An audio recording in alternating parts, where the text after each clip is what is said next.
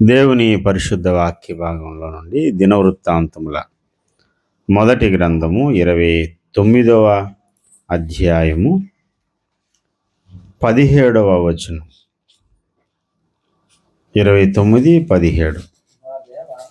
నా దేవా, నీవు హృదయ పరిశోధన చేయుచు యథార్థవంతులయందు నా దేవా, నీవు హృదయ పరిశోధన చేయుచు యథార్థవంతులయందు ఇష్టపడుచున్నావని నేనెరుగుదును. నేనైతే యథార్థ హృదయము గలవాడనే ఇవి అన్నీ మనఃపూర్వకముగా ఇచ్చి ఉన్నాను. ఇప్పుడు ఇక్కడ నుండి నీ జనులను నీకు మనఃపూర్వకముగా ఇచ్చుట చూచి సంతోషించుచున్నాను. దేవుడి యొక్క పరిశుద్ధ వాక్య భాగమును మన వినికిడిలో ఆశీర్వదించునుగాక. ఆమేన్. చిన్న ప్రార్థన చేద్దాం. ప్రేమ కలిగిన మా యేసయ్య, నీ నామానికి వేలాది వందనాలు. గనుడివైన మా కన్న తండ్రి, ఈ దినమున నాతోనూ ఇక్కడున్నటువంటి నీ బిడ్డలందరితో మీరే మాట్లాడండి. ప్రతి వ్యతిరేకత, సాతాను క్రియలు యేసు నామములో దూరముగా పారద్రోలండి. నాయన సహోదరుడు, నాయన ప్రభా, యథార్థముగా నీ సన్నిధిలో తన హృదయ వాంఛను బయటపెట్టాడు. నాయన, హృదయ వాంఛలు తీర్చే దేవుడవు నీవే. సహోదరుడి యొక్క హృదయ వాంఛను తీర్చి అయ్యా ప్రభా, తన ఆశను సఫలం చేయండి. సమయాన ఈ యొక్క కూడికలో ఏకీవిస్తున్న ప్రతి ఒక్కరిని దర్శించు.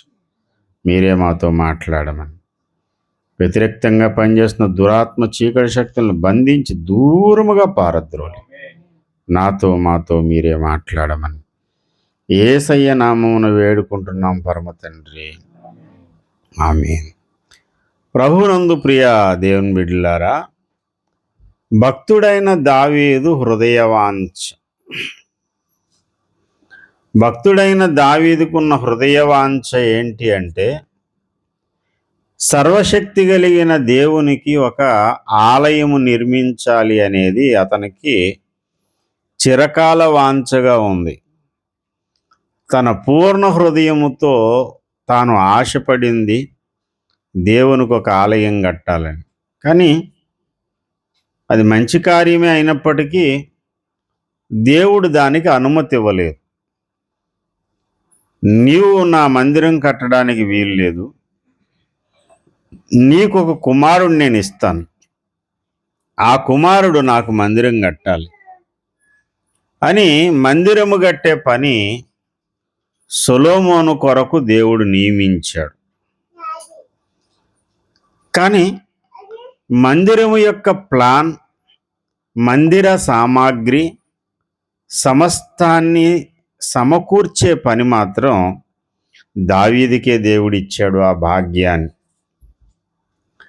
సొలొమోను ఆలయం కట్టాడని అందరూ అనుకుంటారు. కానీ వాస్తవానికి ఆ మందిరపు నమూనా అంతా, ఇంజనీరింగ్ అంతా ఎవరిదయ్యా అంటే, సివిల్ ఇంజనీర్ ఎవరంటే పరిశుద్ధాత్మ దేవుడే. దాన్నంతటిని తెలుసుకున్నవాడు దావీదు. ఏ కొలతల ప్రకారం ఎలా చేయాలో మందిరపు వివరణంతా దేవుడు మరి దావీదుకు నేర్పించాడట. ఎలా నేర్పించాడు దేవుడు అంటే, దావీదుకి ఒక అలవాటు ఉంది. ఆ అలవాటు ఏంటంటే, పరిశుద్ధాత్మ దేవుని వశములోనికి వెళ్ళిపోయే అలవాటు. ఆత్మదేవుని వశంలోకి వెళ్ళిపోతాడు. వెళ్ళిపోయి ఆత్మదేవుడు పలికించే మాటలు పలికేస్తాడు. పలికిన తర్వాత ధీమాగా కాసేపు ఆలోచించుకుని ఆయన రాసేస్తాడు. పలికేడు, రాసాడు. రాసిన తర్వాత ధీమా కూర్చుని మళ్ళీ ఆలోచన చేస్తాడు. అవును, ఈ మాటలు ఎవరి కోసం పలికాను నేను, నా నోట్లోంచి ఇలా ఎందుకు వచ్చాయి అని ధీమాగా కూర్చుని మరలా పరిశోధన చేసేవాడట. అలా పరిశోధన చేసేటువంటి భక్తుల జాబితాల్లో దావీదు కూడా ఉన్నాడు.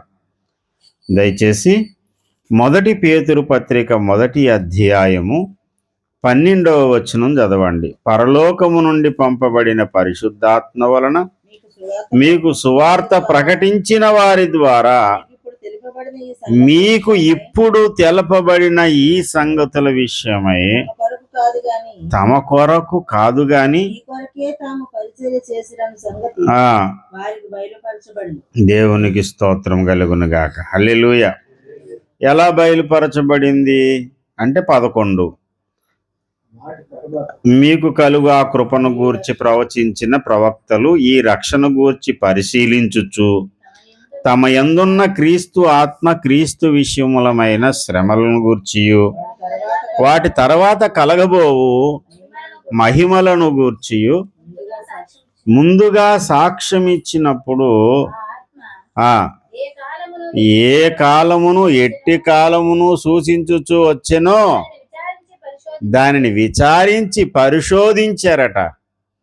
విచారించి పరిశోధించినప్పుడు వాళ్ళకి తెలిసింది ఏంటంటే ఇది మా కొరకు కాదు కానీ ఇది భవిష్యత్ కాల సంగతులు క్రీస్తు మా నుండి మా ద్వారా పలికించాడు అని వారు తెలుసుకోగలిగారంట. అలా తెలుసుకుని పలికినటువంటి మాటలే 22వ కీర్తనలో మనకు కనపడతాయి. నా దేవా నీవేళ నా చేయి విడనాడితివి, నన్ను రక్షింపక నా ఆర్తధ్వని వినక. ఈ మాట యాక్చువల్గా ఎవరు పలికిన మాట అంటే సిలువలో యేసయ్య పలికిన మాట. భవిష్యత్తులో యేసయ్య సిలువ మీద ఏ మాట అయితే పలకబోతున్నాడో ఆ మాటను 1000 ఏళ్లకు ముందే దావీదు సిలువ కొయ్యి మీద యేసయ్య పలికే మాటలు పలికిస్తాడు. ఆత్మదేవుని వశంలోనికి వెళ్ళినప్పుడు అద్భుతమైన ప్రవచనాలు పలకడమే కాదు, దేవుని కొరకు కట్టబోయే మందిరపు నమూనాను కూడా ఒక్కసారిగా పెన్ను కాగితం పట్టుకున్నాడు. పెన్ను ఉందండి ఆ దినాల్లో అడక్కండి. రాయడానికి ఇప్పుడు పెన్ను వాడుతున్నాం, ఆ దినాల్లో రాయడానికి దేన్నైతే వాడారో ఆ కలం పట్టుకున్నాడు. పట్టుకుని రాయడం మొదలుపెట్టాడు. రాయడం మొదలుపెట్టినప్పుడట 28వ అధ్యాయము 19వ వచనం, 28, 19 ఇవన్నీ అప్పగించి యెహోవా హస్తము నా మీదికి వచ్చి ఈ మచ్చుల పని అంతయు ఎలా నేర్పించాను? వ్రాత మూలంగా. ఈ మచ్చుల పని అంటే శాంపిల్స్ ఏవైతే ఉన్నాయో మొత్తం అంతా బ్లూ ప్రింట్ అంతా ఇచ్చేసాడు. మందిరం ఎంత పొడుగు ఉండాలి, దాని వెడల్పు ఎంత, దాని రాళ్ళు ఇలాగా, దాని కొలతలు ఇలాగా, ఎంత యాక్యురేట్గా దేవుడు ఆ కొలతలు చెప్పాడంటే కొండ మీద కట్టే మందిరానికి క్రింద రాళ్ళు చెక్కితే ఆ రాళ్ళు కరెక్ట్గా ఫిట్ అయ్యాయి. అక్కడ ఏ రాయి ఎంత సైజులో ఉండాలో అంత సైజులోనే దాన్ని అక్కడ పెట్టారు. మామూలు కాదు. ఆ మందిరపు వస్తువుల సామాగ్రి ఎంతైతే ఉందో దాన్ని లెక్కలు కట్టడానికి కూర్చున్నాను ఒకరోజు. అంకెలు సరిపోవట్లేదు. 10 లక్షల మనుగుల బంగారం అన్నాడు. 10 లక్షల మనుగుల బంగారం అంటే ఎలా లెక్క కట్టాలి సార్? మనుగంటే మామూలు లెక్కల ప్రకారం 40 కేజీలు ఒక మనుగు. బైబిల్లో మనుగుల ప్రకారంగా 35 నుంచి 40 లోపు ఉంటుంది. అంటే 35 కేజీలు అనుకుందాం ఒక మనుగు. అంటే ఎన్ని లక్షలు అండి? దాన్ని డబ్బుల్లో లెక్కేస్తే ఎన్ని లక్షల రూపాయలు లెక్కేస్తాం? అసలు సంఖ్యలు సరిపోవు అసలు. ఇక అసలు లెక్కేయలేనంత ఉంది. ఏంటంటే వెండి ఇంకా ఎత్తడైతే తోచ సఖ్యము కానంత ఎత్తడట. దాన్ని లెక్క పెట్టడం కష్టమైపోయింది. ఆ మందిరం కొరకు ఎన్ని కోట్ల రూపాయలు ధనాన్ని సమకూర్చాడు అంటే తన శక్తి వంచన లేకుండా సమకూర్చాడు. దేవుడు కూడా అలాగే దావీదుకి ఇచ్చాడు. అలాగే దేవుని సన్నిధిలో వాటన్నిటినీ దేవునికి సమర్పించుకున్నాడు. ఈ పనంతటికి అవసరమైనటువంటి ప్లానింగ్, పక్కా ప్లానింగ్, ఏమాత్రం కూడా లోపభూయిష్టమైనది ఏది లేదు, లోపరహితమైనటువంటి ప్లాన్. కొంతమంది పెద్ద పెద్ద ఇంజనీర్లు కూడా కొన్నిసార్లు బోల్తా పడతారు. అంటే ఎవడన్నా మనుషులే. ఇంజనీర్లు కూడా కొన్నిసార్లు వాళ్ళు ఎంత యాక్యురేట్గా చేద్దాం అనుకుని ఎక్కడో దిక్కులో చిన్న బోల్తా కొడతారు. కానీ దావీదుకి దేవుడు నేర్పించిన కొలతలు మరలా సుత్తే, సమ్మెట, గొడ్డలి ఇలాంటి ఇన్స్ట్రుమెంట్స్ ఏం ఉపయోగించే పని లేదు అక్కడ. జస్ట్ ఫిట్టింగ్ అన్నీ కూడా క్రింద తయారైనటువంటి వస్తువులు పైకి తీసుకెళ్ళి ఫిట్ చేసుకోవడమే. అంత కరెక్ట్ కొలతలతో, అంత చక్కని మెజర్మెంట్స్తో దేవుడు పనులన్నీ నేర్పించాడు. అది పరిశుద్ధాత్మ ద్వారా దావీదు చేసిన కార్యం. మందిరం కట్టించిన వాడు సొలొమోనైనా ప్లాన్ ఎవరికి దేవుడు నేర్పించాడు? దావీదుకు నేర్పించాడు. మొదటిది. రెండో విషయం ఏం చెప్పాను? దానికి అవసరమైనటువంటి సామాగ్రి సమకూర్చే పని కూడా ఎవరికి ఇచ్చాడు దేవుడు? దావీదుకి ఇచ్చాడు. అయితే దావీదు 29వ అధ్యాయంలోకి వచ్చి, ఈ మందిరము నేను కట్టబోతున్నటువంటి మందిరం మామూలుది కాదు. 29వ అధ్యాయం ప్రారంభ వచనంలో, దేవుడు కోరుకొనిన నా కుమారుడైన సొలొమోను ఇంకనూ లేత ప్రాయము గల బాలుడై ఉన్నాడు. కట్టబో ఆలయము మనుషునికి కాదు, దేవుడైన యెహోవాకే గనుక ఈ పని బహు గొప్పది. అందరూ చెప్పండి, ఈ పని బహు గొప్పది. ఎందుకు బహు గొప్పది అంటే, అది మనుషునికి కాదు. కట్టే ఆలయం ఎవరికి కడుతున్నావు? దేవునికి కట్టే ఆలయము గనుక ఆ పని చాలా గొప్పది. మనుషుల కొరకు కట్టేది, మనుషుల కొరకు చేసే కార్యం ఏదన్నా అంటే దానికి అంత విలువ రాదు. దేవుని కొరకు చేసే పని గనుక, దేవునికి చేసే కార్యము గనుక, దేవుడొచ్చి ఆ స్థలంలో తన ప్రజలను దీవించబోతున్నాడు గనుక ఆ స్థలము చాలా విలువైంది అండి.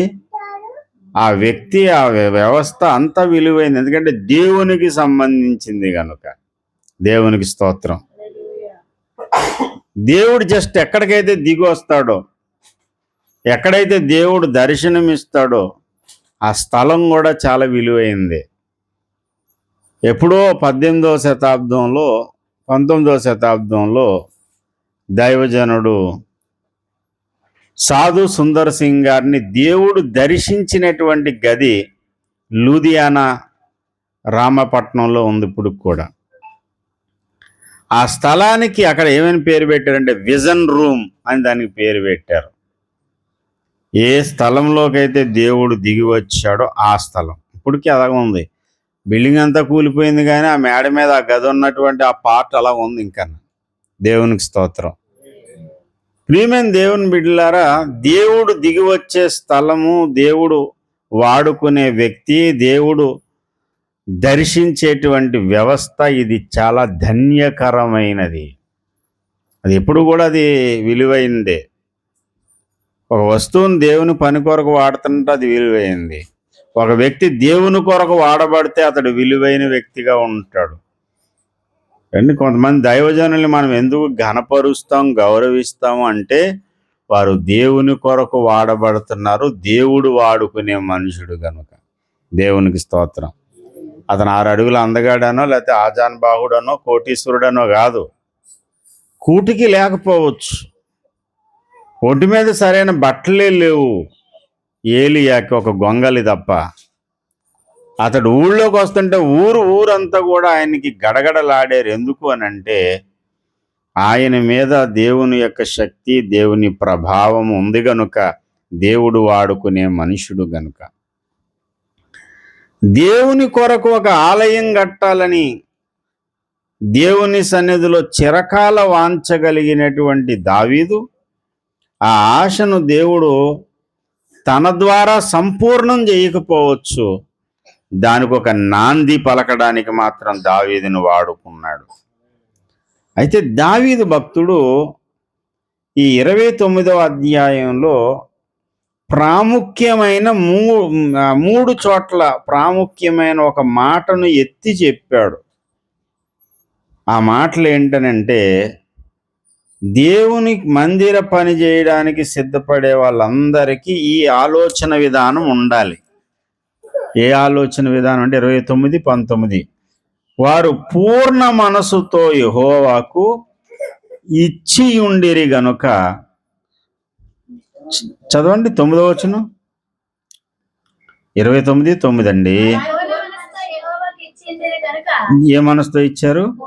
పూర్ణ మనసుతో యెహోవాకు.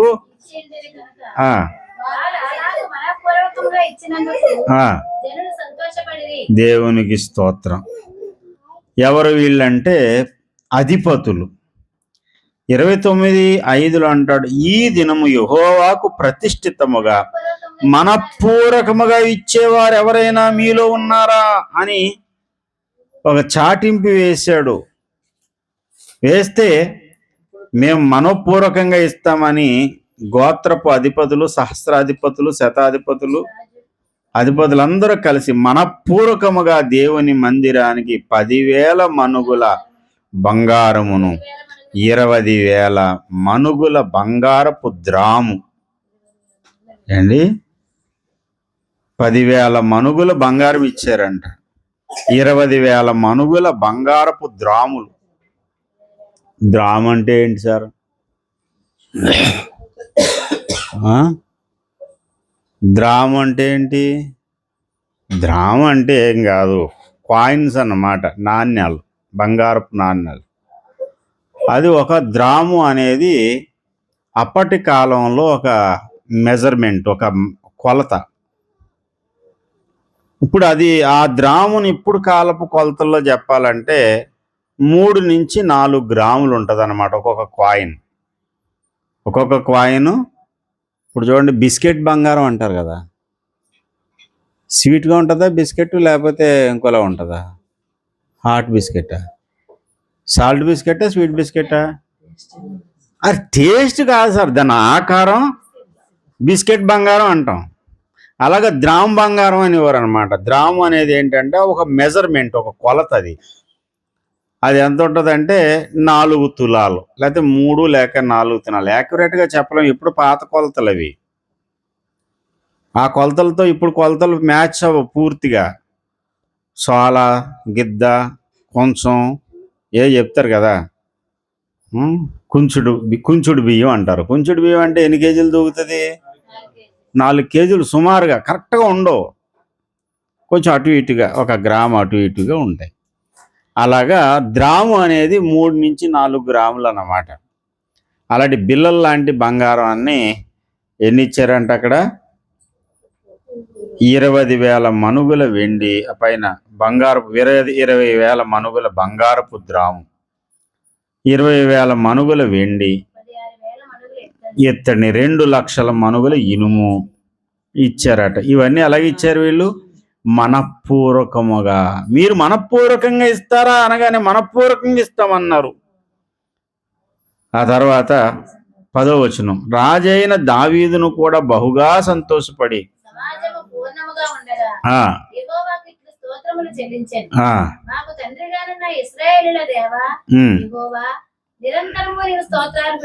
అని స్తుతి చెల్లించి ఫైనల్గా చెప్తున్నాడు, ఈ ప్రకారము మనపూర్వకముగా ఇచ్చు సామర్థ్యము మాకుండుటకు నేనెంత మాత్రపు వాడును, నా జనులెంత మాత్రపు వారు. 17వ వచనంలోకి వచ్చి మరలా చెప్తున్నాడు, యథార్థవంతులు యందు ఇష్టపడుచున్నావని నేనైతే యథార్థ హృదయము గలవాడని. ఇవన్నీ మనపూర్వకంగా. అదే దావీదు మనపూర్వకంగా ఇచ్చాడు, జనులు మనపూర్వకంగా ఇచ్చారు, అధిపతులు కూడా మనపూర్వకంగా ఇచ్చారు. దేవుని మందిర నిర్మాణము కొరకు ఇచ్చే మనసున్న వాళ్ళందరూ ఎలాగివ్వాలట? మనపూర్వకంగా ఇవ్వాలి, బలవంతంగా కాదు అండి, సనుగుతూ కాదు. కొన్నిసార్లు చూడండి, ఇవ్వకపోతే బాగోదు అన్నట్టు డబ్బులు తీద్దామన్నట్టు యాక్టింగ్ చేస్తూ ఉంటారు. ఆ పక్కోడు తీసిస్తుంటాడు. ఇది ఇవ్వాలని మనపూర్వకంగా లేదు, పక్కనోడు యాక్టింగ్ అన్నమాట. దేవుని మందిర నిర్మాణం కొరకు ఇచ్చేవాళ్ళు. సార్ ఇప్పుడు మందిరం ఎక్కడ కడుతున్నారు సార్? మందిర నిర్మాణం పట్టుకున్నారు. అవునండి, అక్షరార్థమైన మందిరం కాదు ఇక్కడ నేను చెప్పేది. ఆధ్యాత్మిక సంబంధమైన మందిరం కట్టబడుతూ ఉంది. అప్పుడు మందిరానికి బంగారము, ఎండి, ఇత్తడి, ఇనుము, కర్ర ఇత్యాది రత్నాలు, వస్త్రాలు, నూలు ఇలాంటి సామాగ్రి అవసరమైంది ఆనాటి మందిరానికి. ఈనాటి మందిరానికి కూడా సామాగ్రి అవసరమే. ఈ సామాగ్రి వ్యక్తులు. దేవునికి స్తోత్రం కలుగునుగాక. హల్లెలూయా. అప్పటి మందిరానికి, భౌతిక మందిరానికి రాళ్ళు అవసరం, బంగారం అవసరం, వెండి అవసరం, ఇనుము అవసరం, ఇత్తడి అవసరం. ఇప్పుడు కడుతున్న మందిరము ఆధ్యాత్మిక మందిరము గనుక ఈ ఆధ్యాత్మిక మందిరానికి ఏం అవసరం అంటే సజీవ రాళ్ళు అవసరం. దేవునికి స్తోత్రం కలుగునుగాక. హల్లెలూయా.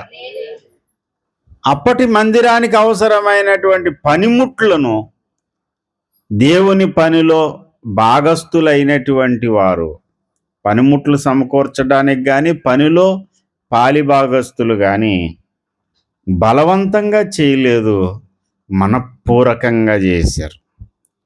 ఇప్పుడు ఆధ్యాత్మిక సంబంధమైన, ఆత్మ సంబంధమైన మందిరం కడుతున్నాం. ఇప్పుడు దేవుడు నిర్మిస్తున్నటువంటి ఈ పరలోక మందిరానికి ఆత్మ సంబంధమైన రాళ్లను సమకూర్చడం అంటే నశించిపోతున్న ఆత్మలకు సువార్తను ప్రకటించి వారిని దేవుని రాజ్య వ్యాప్తి కొరకు సంపాదించుట. ఈ పని కొరకు పూనుకునేవాడు కూడా బలవంతంగా కాదు, ఇష్టపూర్వకంగా చెయ్యాలి. దేవుని మందిరపు నిర్మాణపు పనిలో ఆనాడు దావీదు కానీ, ఆ తర్వాత ఇశ్రాయేలీల పెద్దలు కానీ, ఇశ్రాయేలీల సమాజం కానీ ఎవ్వరు బలవంతం కాదు, అందరూ కూడా మనఃపూర్వకంగానే వాళ్ళు ఈ పనులు ఇన్వాల్వ్ అయ్యారు. దేవునికి స్తోత్రం. హల్లెలూయా. ఈనాడు సువార్త సేవ అనేటువంటి ఈ ఉన్నతమైన కార్యంలో కూడా, ఆధ్యాత్మిక మందిర నిర్మాణంలో కూడా మనమందరం ఎలా ఉండాలి అంటే బలవంతంగా గాక మనఃపూర్వకంగా దేవుని పని చేస్తూ ముందుకు సాగాలి. దేవునికి స్తోత్రం. మోటివేషన్ చేసి గట్టిగా కోప్పడి అవకాశాలు మిస్ అయిపోతున్నారు, అవకాశాలు వినియోగించుకోండి అని బాధపడి బోధ చేసిన తర్వాత పనికి రావడం కాదు. ఒక్క మాట దేవుని సేవకుడు లేక ప్రవక్త పలకగానే, దేవుని సేవకుడు ప్రవక్త ఏంటండి, రాజు కదా అంటే అన్ని డ్యూటీలు చేశాడు ఆయన. దావీదు ప్రవక్త, దావీదు దేవుని సేవకుడు, దావీదు ఇశ్రాయేలీయులకు రాజు, అన్ని పనులు చేశాడు ఆయన. ఒక మాట చెప్పాడు, మీలో ఎవరైనా ఉన్నారా, యెహోవాకు ఈ దినమున యెహోవాకు ప్రతిష్ఠితముగా మనఃపూర్వకముగా ఇచ్చు వారెవరైనా ఉన్నారా? మనఃపూర్వకముగా ప్రతిష్ఠితంగా ఇచ్చేటువంటి వారు, ప్రతిష్ఠితముగా మనఃపూర్వకంగా ఇచ్చేవారు ఎవరైనా ఉన్నారా అనగానే మనఃపూర్వకముగా ఇచ్చారట. ప్రియ దేవుని బిడ్డలారా, మనఃపూర్వకంగా మనమందరము ఇవ్వవలసినవి కూడా ఉన్నాయి. కొన్ని ఆత్మలు దేవుని కొరకు సంపాదించాలి అని అంటే మనఃపూర్వకముగా ఏమాత్రం కూడా సంశయము, సందేహానికి తావు లేకుండా దేవుని కార్యాభివృద్ధి కొరకు నశించిపోతున్న ఆత్మలను సత్యంలోనికి, సంఘంలోనికి, దేవుని వైపుకి ఆకర్షించడం కొరకు మనము మనఃపూర్వకముగా ఇవ్వవలసినవి ఉన్నాయి. వాటి మీద మనం దృష్టి పెట్టాలి. దేవునికి స్తోత్రం కలుగునుగా. ఏమున్నాయి మనఃపూర్వకంగా ఇవ్వవలసినవి? మొట్టమొదట నీ దేహమును దేవునికి అర్పించుకోవాలి. దావీదు బంగారం ఇచ్చాడు, వాళ్ళు కూడా ద్రాముల బంగారం ఇచ్చారు అండి. మనుగులు బంగారం తీసుకొచ్చి పెట్టేశారు. వెండి పనికి వెండి, ఇత్తడి పనికి ఇత్తడి, ఏ పనికి కావలసినంత అంత దేవుడు వారికి ఇచ్చాడు సామర్థ్యం అంతా. 29వ అధ్యాయము 2వ వచనం, నేను బహుగా ప్రయాసపడి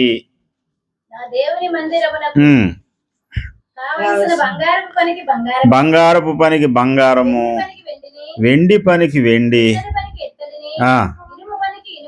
ఇనుము పనికి ఇనుము, కర్ర పనికి కర్రలను, ఆ, గోమేధికపు రాళ్లను, ఆ, చెక్కుడు రాళ్లను, వింతైన వర్ణములు గల పలు విధముల రాళ్లను, ఆ, మిక్కిలి వెలగల నానావిధ రత్నములను, ఉమ్, తెల్ల చెలువరాయి విశేషముగా సంపాదించుదుని.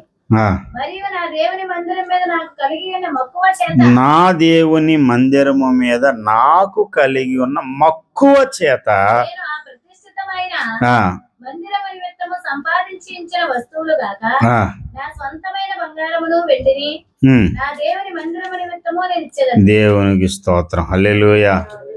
విస్తారంగా యుద్ధాలు చేసి సంపాదించిందే కాక తన సొంత ఆస్తి కూడా ఇచ్చేసాడు. మనపూర్వకంగా అవి ఇచ్చాడు. ఇప్పుడు మనపూర్వకంగా ఇష్టపూర్వకంగా దేవుని మందిరపు పని లేక దేవుని రాజ్య వ్యాప్తి కొరకు పాటుపడాలి అని అనుకునే ప్రతి విశ్వాసి తప్పకుండా తన దేహమును దేవునికి సంపూర్ణముగా సమర్పించుకోవాలి. ఈ శరీరం నాది కాదు, నా కొరకు వాడుకోను, నా బలము నా కొరకు కాదు. మొంగుమూరు దేవదాసయ్య గారు దేవునికి సమర్పించుకున్న సమర్పణ ప్రార్థనలాగా, తనువు నాది ఇదిగో గైకునిమేయో ప్రభువా. పెదవులు, చేతులు, కాళ్ళు, సర్వాంగమును పైనుంచి ఆపాదమస్తకం మొత్తం అంతా, పాదములు మొదలుకొని తల వరకు, శిరస్సు వరకు నా యావత్ శరీరమును నా దేవునికి నన్ను నేనుగా అప్పగించుకుంటున్నానని ప్రతి విశ్వాసి మనపూర్వకముగా తన దేహమును దేవునికి సమర్పించుకోవాలి. దేవునికి స్తోత్రం. రోమాపత్రికలో పౌలు అదే చెప్పాడు. దేవునికి మనం సమర్పించుకోవాల్సింది వెండి బంగారాలు కాదు, మొట్టమొదట సమర్పించవలసింది మన దేహమునే సమర్పించాలి. 12వ అధ్యాయము రోమాపత్రిక 1వ వచనం. కాబట్టి సహోదరులారా, పరిశుద్ధమును దేవునికి అనుకూలమునైన సజీవ యాగముగా మీ శరీరమును ఆయనకు సమర్పించుకొనుడని దేవుని వాత్సల్యమును బట్టి మిమ్మును బతిమాలు కొనుచున్నాను. దేవుని వాత్సల్యమును బట్టి నేను బతిమాలుకునేది ఎందుకు అనంటే, మీ శరీరములను ఆయనకు సమర్పించుకొనుడి.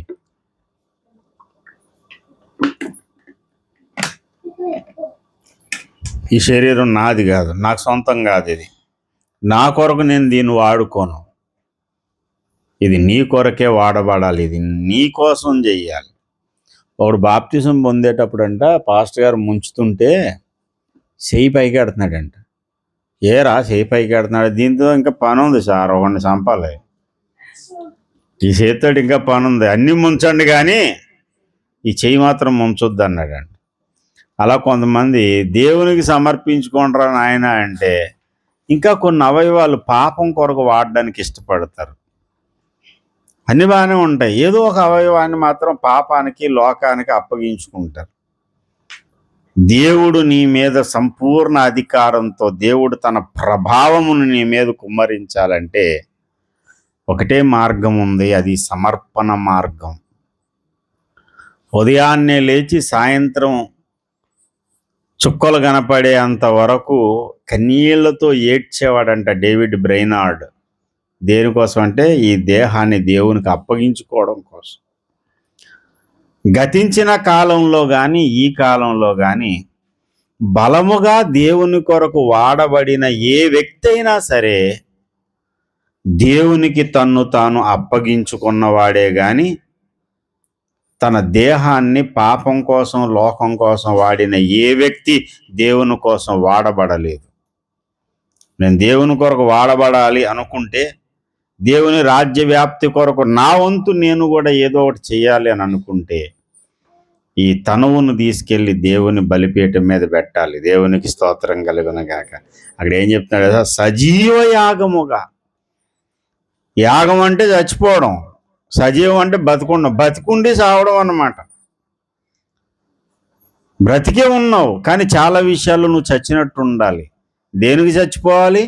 పాపానికి లోకానికి చచ్చిపోయిన వాడిగా ఉండాలి. అప్పుడే క్రీస్తు విషయంలో నువ్వు బ్రతుకుతావు. నీ శరీరమును సజీవ యాగముగా దేవునికి సమర్పించుకొనన్నాడు. దేవునికి ఒక ఘనమైన పాత్రగా, విలువైన పాత్రగా నువ్వు పనిచేయగలుగుతావు. దేవునికి స్తోత్రం. హల్లెలూయా. రెండవది, ఇదంతా నేను విస్తృతమైనటువంటి ప్రసంగం ఏమో, ఇదో పాట, ఇది కానుకల పాట. సమర్పణ చేయుడి దేవునికి. ఏమేం చేయాలి? నీ దేహమును, నీ ధనము, సమయం. చాలా విలువైన మాట ఇది.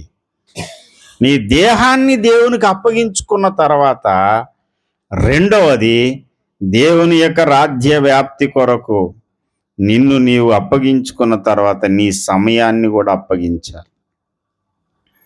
చాలామంది అన్నీ ఇవ్వగలుగుతారు, కానీ సమయం ఇవ్వడం అంటే మాత్రం చాలా కష్టం. దినములో మనం ఏ పనులు ఎన్ని చేస్తున్నామో అవన్నీ పక్కన పెట్టండి. వాటన్నిటినీ దేవుడు మెచ్చుకోడు. దేవుడు మెచ్చుకునేది, దేవుడు కోరుకునేది నువ్వు దేవునితో ఎంత సమయం గడుపుతున్నావు అని దేవుడు చూస్తాడు. ఎంత సమయం నువ్వు దేవునితో గడుపుతున్నావు, అది దేవునికి కావాలి.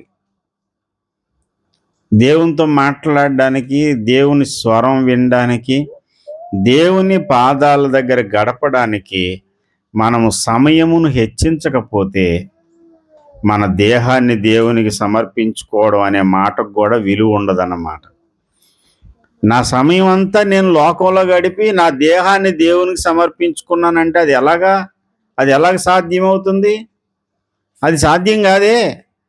నీ దేహాన్ని దేవునికి సమర్పించుకున్నావు, ప్రతిష్ఠించుకున్నావంటే ఈ దేహంతో దేవుణ్ణి గణపరచడానికి మోకరించి దేవుని సన్నిధిలో గడపవలసిన అవసరం ఉంది.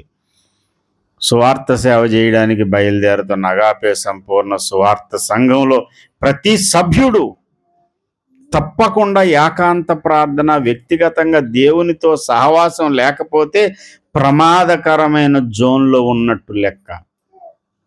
చాలా ప్రమాదకరమైన జోన్ అది, ప్రమాదకరమైన పరిస్థితి. వ్యక్తిగత ప్రార్థన, వ్యక్తిగత సహవాసం దేవునితో లేకుండా మనం దేవుని పని చేయడానికి బయలుదేరితే నిండుగా సైతానికి దొరికిపోతాం. నిలువు దోపిడీ చేసేస్తాడు వాడు. యెరూషలేము నుండి యెరికోకి వెళ్తున్న బాటసారి దొంగల చేతిలో చిక్కి కొర ప్రాణంతో కొట్టబడినట్టు నీ ఆధ్యాత్మిక జీవితం కూడా సన్నగిల్లిపోద్ది. దేవుని కొరకు బ్రతకాలనే భారం కూడా వైదొలిగిపోద్ది. కనుక ఎక్కువ సమయం ఏది ఏమైనా సరే నీకున్న సమయంలో కాసేపు దేవుని పాదాల దగ్గర గడుపు. దేవునికి స్తోత్రం కలుగునుగా. అవకాశం దొరికినంతసేపు, అవకాశం దొరికినంతసేపు అని అంటే దొరకలేదు సార్ అని బుకాయింతారు. కానీ అవకాశాన్ని మీరు కల్పించుకుని మరి దేవుని పాదాల దగ్గర గడపవలసిన అవసరం ఉంది.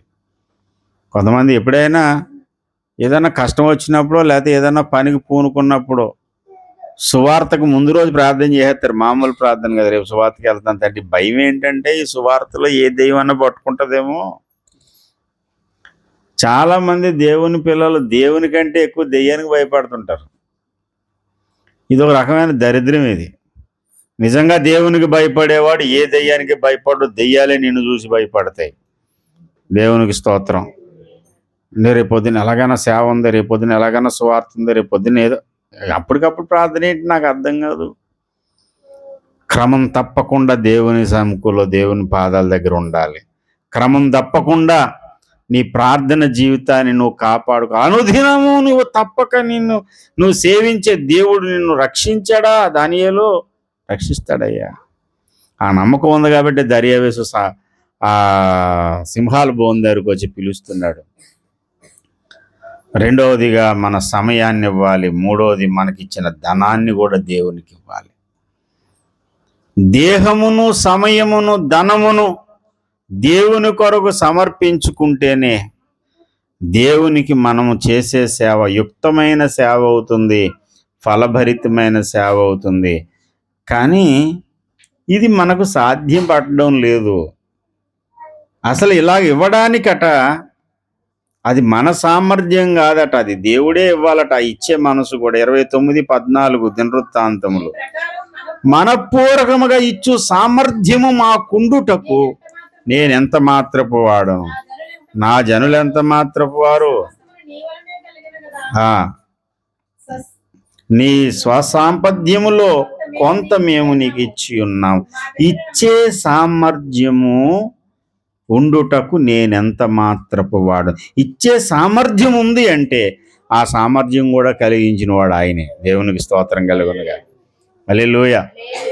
ఈ రోజున దేవునికి మనల్ని మనం సమర్పించుకుని దేవుని చిత్త ప్రకారంగా అడుగులేయడానికి, మన చిత్తాన్ని పూర్తిగా సిలువ వేసి దేవుని చిత్తానికి సంపూర్ణంగా బ్రతకడానికి ఆయనకి మనం సమయం ఇవ్వడానికైనా, మన దేహం ఇవ్వడానికైనా ఈ సామర్థ్యం దేవుడే మనకు కలిగించాలి. దేవునికి స్తోత్రం కలుగునుగా. ఎవరైనా దేవునితో గడిపే అవకాశం దొరికిందనుకోండి, అతిశయించొద్దు. అలా దేవునితో గడిపే సామర్థ్యము నీకు కలిగి ఉంది అంటే అది దేవుడు నీకు ఇచ్చిన భాగ్యం. దేవునికి స్తోత్రం. మిడ్ నైట్ ప్రతి సేవకుడు, ప్రతి అగాపే విశ్వాసి మిడ్ నైట్ ప్రేయర్లో ఉండండి అని ఓఫిరయ్య గారు ఖండితంగా చెబుతున్నారు. కొంతమంది ఉండగలుగుతున్నారు, కొంతమంది ఉండలేకపోతున్నారు. నేను చెప్పే మాట ఏంటంటే, ఉండగలిగిన వాళ్ళు కొంతమంది వీరాతిశయం, మామూలు అతిశయం కాదు. ఇంకా వాళ్ళు ఎలా మాట్లాడుతున్నారంటే మిగిలిన వాళ్ళందరినీ ఫూల్స్, నిద్రపోతులు, ఇంకా ఏ మాటలు చాలా వల్గర్గా మాట్లాడేస్తున్నారు కొంతమంది. అలా మాట్లాడడం వల్ల, దానివల్ల దేవుని నామానికి ఏం మహిమ రాదు. అసలు నువ్వు ఉండగలుగుతున్నావు అంటే మిడ్ నైట్ ప్రేయర్లో అది దేవుడిచ్చిన సామర్థ్యం. దేవునికి స్తోత్రం. పగలంతా కష్టపడుతున్నాం అండి, రాత్రి కొంచెం ఇంటికి వచ్చేసరికి భోజనం చేసి ఈ టౌన్ వాతావరణంలో 11-12 అయిపోతుంది అండి. రెగ్యులర్గా మీలో ఎంతమంది 9 గంటలకు పడుకునే వాళ్ళు ఉన్నారు ఇక్కడ? ఏ ఫ్యామిలీ ఎంతమంది 9 గంటలకు పడుకుంటారు? మీ 9 గంటలకు, పల్లెటూరు మీది. ఇక్కడ కాకినాడ వాళ్ళ సంగతి చెప్తున్నాను. కాకినాడ వాళ్ళు ఎంతమంది పడుకుంటారమ్మా 9 గంటలకి? 10 గంటలకు పడుకునే వాళ్ళు, 11 గంటలకి, 11 పడుకునేవాళ్ళు, 12 గంటలకు పడుకునేవాళ్ళు. అప్పుడు ప్రార్థన 12 నుంచి 3 గంటల వరకు అలిసిపోయి ఆ సమయానికి వచ్చుకుని వంటలు చేసుకొని తినేసరికి ఒక్కసారి నిద్రే వచ్చేసి ఇంక ఓపిక అంతా అయిపోయి ఇంకెక్కడికో వెళ్ళిపోతుంది ప్రాణం. అలాంటి సమయంలో ప్రార్థన చేయాలంటే అది ఎవరిచ్చే సామర్థ్యం? అది దేవుడిచ్చే సామర్థ్యం. కొంతమందికి రాత్రి నిద్ర పట్టదు, తెల్లవారుజామున ఏదో కునుకు పడుతుంది అనేసరికి తెల్లవారుజామున ప్రార్థన చేయాలంటే, తెల్లవారుజామున లేవాలంటే ఎవరు సామర్థ్యం ఇవ్వాలి? మరలా నేను చెప్తాను, ప్రార్థన దేవునికి చేస్తే దేవుడు వింటాడనే మాట ఎంత నిజమో ఆ చేయించేవాడు కూడా ఆయనే. దేవుడు తానంతట తాను మనల్ని కనికరించి మనతో ప్రార్థన చేయించి మనలో ఉండి మన ద్వారా వచ్చిన ప్రార్థన ఆయన వింటాడు. ఈ ప్రక్రియ అంతా జరిగించేది పరిశుద్ధాత్మ దేవుడు. హల్లెలూయా. అయితే నీకేముండాలి? ఇప్పుడంతా ఆయనే చూసుకుంటాడు కదా, అంతా ఆయనే చూసుకుంటాడు. సార్ నేను మాత్రం బిర్యానీ తినేసి పడుకుంటాను కాదు. నీకు ఒక ఆశ ఉండాలి. ప్రభువా, మనపూర్వకంగా నీ సన్నిధిలో నేను గడపాలి నాయన, నా సమయాన్ని నీకు ఇవ్వాలి, నా దేహాన్ని నీకు ఇవ్వాలని హృదయ వాంఛ దైవజనుడైనటువంటి మీకు విశేషంగా సంపాదించేటువంటి పని అంతా ఎందుకు పెట్టుకున్నాడంటే 3లో చెప్తాడు, మరియు నా దేవుని మందిరము మీద నాకు కలిగి ఉన్న మక్కువ చేత. ఏముంది దీనికి? మక్కువ. దేవుని రాజ్య వ్యాప్తి కొరకు నేను ఏదైనా చేయాలనే మక్కువ నీకుంటే మనపూర్వకముగా దేవునికి సమర్పించుకుంటావు. ఆ సమర్పించుకునే భాగ్యము, ఆ అవకాశం కూడా దేవుడే నీకు ఇస్తాడు. దేవునికి స్తోత్రం. ఇదంతా చాలా విచిత్రమైంది. అందుకే అన్నాడు, నా భారము తేలిక, నా కాడి భారం అన్నాడు, కానీ సులువ తేలిక అన్నాడు. ఎందుకు అనుకుంటున్నారు? ఉదాహరణకి ఇప్పుడు చెప్పుకున్న మాట, రాత్రి 12 గంటలకు ప్రార్థన చేయడం సాధ్యమేనా? చేస్తాం. ప్రార్థన ఎలా చేస్తాం? ప్రభువా, నీ బంగారు దూతలను కాపలా పెట్టిన ప్రార్థన వస్తుంది తప్ప ఈ స్పిరిచువల్ వార్ఫేర్ చేసే అంత ఓపిక వస్తుందా? అరకొర అప్పుడప్పుడు ఒకసారి పాలు పంపులు పొందితే ఆహా నేను శిఖరం ఎక్కేసాను అనిపిస్తుంది. మళ్ళీ దేవుడు కానీ ఈ అహంకారం చూసి వదిలేసాడు అనుకోండి, గురకబెట్టి నిద్రపోతులా పడుకుని పోతాం. అందుకే చెప్తున్నాను, ఏదైనా మనకు కలిగిందంటే అది మన యొక్క శక్తిని బట్టి కాదు, దేవుడిచ్చిన కృపను బట్టి. సామర్థ్యం ఇచ్చేవాడు ఆయనే. మనపూర్వకంగా నేను ఏదైనా చెయ్యాలనేటువంటి వాంఛ, మక్కువ నీకుంటే ఆ మక్కువను, ఆ వాంఛను బట్టి దేవుడు నీ చేయబట్టుకుని నడిపించేస్తాడు. దేవునికి స్తోత్రం. సువార్త రెగ్యులర్గా నేను మానకుండా నేను సువార్త చేశాను అనే చరిత్ర నువ్వు సంపాదించుకున్నావు అంటే అది దేవుడిచ్చిన సామర్థ్యం. మానకుండా నేను దేవుని మందిరానికి వెళ్ళగలిగాను అంటే అది దేవుడు నీకు ఇచ్చిన సామర్థ్యం. ఎడతెగకుండా వాక్య ధ్యానం చేస్తూ వచ్చాను అంటే అది దేవుడిచ్చిన సామర్థ్యం. అంతా ఆయన ఇచ్చిందే. కానీ నీ వల్ల నీ వైపు నుంచి ఉంది మక్కువ, కోరిక ఉండాలి. నీ కోరిక, నీ మక్కువను బట్టి దేవుడు నీలో ఆత్మకార్యం జరిగిస్తాడు. అందుకనే ఇదంతా ఏంటయ్యా అంటే ఈ భారమే కానీ ఇది తేలిక, ఇది కాడే కానీ సులువు. ఇచ్చయించుటకును కార్యసిద్ధి కలగజేసుకున్నటకును కార్యాకారి అయిన దేవుడే మన యందు తన సంపూర్ణ చిత్తాన్ని నెరవేర్చి తన రూపులోనికి మనలను మలుచునుగాక. ఈ 2026వ సంవత్సరంలో ఆనాటి దావీదులాగా దేవుని మందిరం మీద మక్కువ కలిగి ఉందాం. దేవుని కొరకు ఆత్మలు సంపాదించడానికి ముందు నిన్ను నీవు దేవునికి ప్రతిష్ఠించుకో, దేవునికి అప్పగించుకో. నీ ధనమును, నీ సమయమును, నీ దేహమును దేవునికి అప్పగించుకుని, దేవునికి సమర్పించుకుని, దేవుని సన్నిధిలో దేవుని ముఖదర్శనం చేస్తూ ముందుకు సాగిపోదాం. అట్టి కృప పరిశుద్ధాత్మ దేవుడి కుటుంబానికి కూడున్న మనందరికీ సంపూర్ణంగా అనుగ్రహించునుగాక. ఆమేన్. రండి ప్రార్థన చేద్దాం అందరూ కూడా.